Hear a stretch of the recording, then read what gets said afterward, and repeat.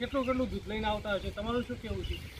સાચી વાત છે કે જ્યાં સુધી ગાય દૂધ આપે ત્યાં સુધી એની સાચવણી કરવી અને પછી એ દૂધ ના આપે એટલે છોડી દેવી એ માનવતાની માટે એક કલંક કહેવાય અને કેટલી હીન માનવતા કહેવાય કે જ્યાં સુધી પોતાનો સ્વાર્થ હોય ત્યાં સુધી એને સાચવે છે અને એના પછી એને છૂટી મૂકી દે છે અને એની સંભાળ પણ દેતા નથી.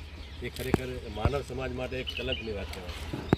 બીજું હું આપના માધ્યમથી પત્રકાર મિત્ર તરીકે પણ વિનંતી કરું છું કે આ ગાય જાતે જોઈ રહ્યા છો કેટલી પીડા કરી રહી છે. ખરેખર આ પીડા છે ને એ ગાય ઉપર થઈ રહી છે, પણ કુદરત તમને પણ છોડશે નહીં 100%.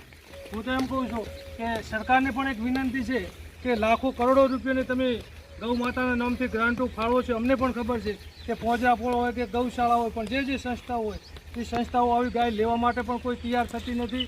પત્રકાર મિત્રને પણ વિનંતી કરું છું કે આની ખાસ નોંધ લઈ સરકાર સુધી વાત પહોંચતી થાય અને જે આવી ગાયોની ખરેખર ક્રૂરતાની રીતે હું તો એમ માનું છું કે એક પ્રકારની હત્યા જ છે, હત્યા થઈ રહી છે. હવાની સામે કાયદેસરના ખરેખર પગલાં ભરવા જોઈએ. જે ગાય માલિકો હોય, ખેડૂતો હોય કે ખેત મજૂર હોય કે અથવા અન્ય કોઈ સંસ્થાઓ હોય તો પણ એની જવાબદારી છે.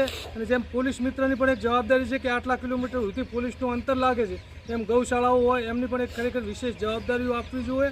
અને જે આવી રીતની ગૌ માતાઓ તરફડી રહી છે અને આપ જાતે નિહાળીએ છો કે આ ગાય કેવી હાલતમાં પડી છે, ફરીથી કેવું પડે છે, તમે એની જાગૃતતા લાવવા વિનંતી કરું છું. મારા મિત્ર ગૌરક્ષક દળના હિતેશભાઈ પંચાલ છે, મંત્રી છે, સુરેશભાઈ છે, જગદીશભાઈ છે, તમામ સોશિયલ મીડિયા વર્કને પણ એક વિનંતી કરું છું કે આ કુદરત પછી કે આપણે ક્યાં ભૂકંપ આવે છે, કાળ પડે છે, લંપી રોગ આવે છે, વાયરસો આવે છે, ઓના પ્રતાપે આવે છે. હજી જાગીજો, મારી નમ્ર વિનંતી છે. ફરીથી ત્યાં આપની સમક્ષ અમે જ ગાય જીવ છોડી મેળ્યો છું. હું નવકાર સંભળાવું છું. બોલો નમો હંતાણમ, નમો સિદ્ધાણમ, નમો હરિયણમ, નમો જૈનમ, નમો લોહે શવસાવણો યશો પંચન મુક્કારો સવો પાવો પ્રણસણ મંગલણ સવે સિંહ ભટમંગ હવાઈ મંગલમ.